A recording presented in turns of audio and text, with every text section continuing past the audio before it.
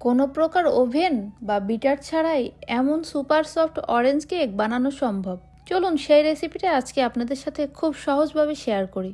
প্রথমে একটা ব্লেন্ডার জারে দিয়ে দিব নর্মাল তাপমাত্রার 2টা ডিম, চিনি দিব 1 কাপ থেকে কিছুটা কম। যেহেতু অরেঞ্জ কেক তৈরি করছি তাই ফ্লেভারের জন্য দিয়ে দেব একটা মিডিয়াম সাইজের কমলার রস, 1/3 কাপ তেল। এবার 4 থেকে 5 মিনিট সময় নিয়ে খুব ভালোভাবে ব্লেন্ড করে নিব। চিনিটা গলে গিয়েছে, এবার একটা পাত্রে ঢেলে নিচ্ছি। এবার শুকনো উপকরণগুলো চেলে নিব। শুকনো উপকরণগুলোর মধ্যে দিব 1.5 কাপ ময়দা, powder milk 1/4 cup, cornflour 1 teaspoon আর বেকিং পাউডার 1/2 টিস্পুন। এবার সব কিছু চেলে নিচ্ছি।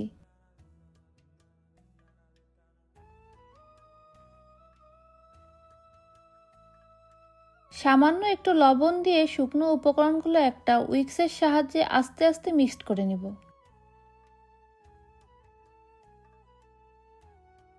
ব্যাটারটার ঘনত্ব কিছুটা এমন হবে, হয়তো দেখেই বুঝতে পারছেন। কিছুটা উপর থেকে ব্যাটারটা ফেললে কয়েক সেকেন্ড ভেসে থাকবে। কেকের ব্যাটারটা সম্পূর্ণ রেডি। এবার আমি একটা রাউন্ড শেপের মোল্ড নিয়েছি। সামান্য একটু তেল মোল্ডের চারিদিকে লাগিয়ে নিচ্ছি এবং একটা পেপার বিছিয়ে দিচ্ছি যেন খুব সহজেই কেকটাকে মোল্ড আউট করা যায়। এবার কেকের সম্পূর্ণ ব্যাটারটাই মোল্ডে ঢেলে দিচ্ছি।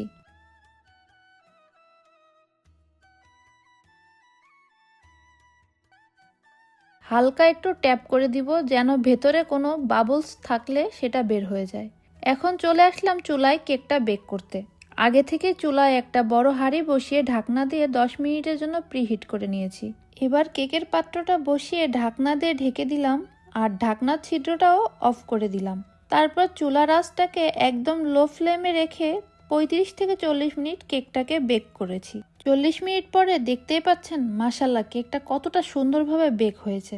একটা টুথপিক ঢুকিয়ে চেক করে নিলাম, টুথপিকটা ক্লিন এসেছে, তার মানে কেকটা ভেতর থেকে পারফেক্টলি বেক হয়েছে।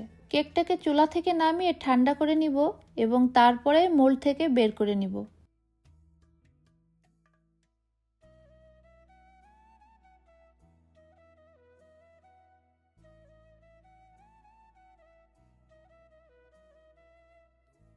দেখতেই পাচ্ছেন কেকটার চারিদিকটা কতটা সুন্দরভাবে বেক হয়েছে। দেখে বোঝার উপায় নেই এই কেকটা চুলায় বেক করা হয়েছে। এবার একটু কেটে দেখাই। দেখুন কেকের ভেতরটা কতটা ফ্লাফি আর সফট হয়েছে।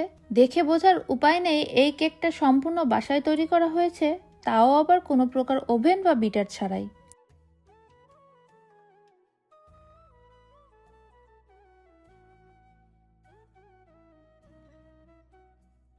ইনশাল্লাহ এই রেসিপিটা ফলো করলে আপনিও তৈরি করতে পারবেন এমন মজাদার সুপার সফট অরেঞ্জ কেক।